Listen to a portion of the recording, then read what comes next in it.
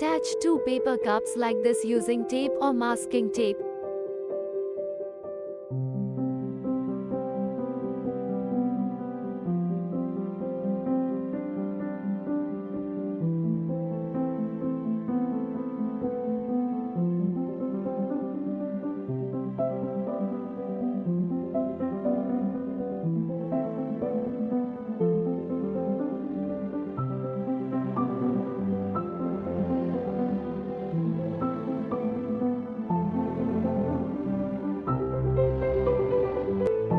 Now take 3 to 4 rubber and make a chain like this.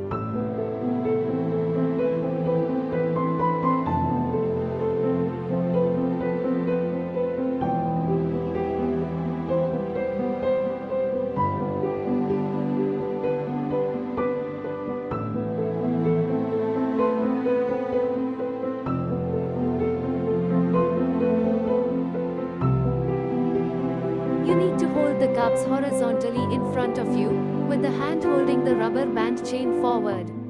The rubber band chain must be coming out from underneath the cups, not over the top. Pull the cups back and angle your other hand up, as though firing a slingshot.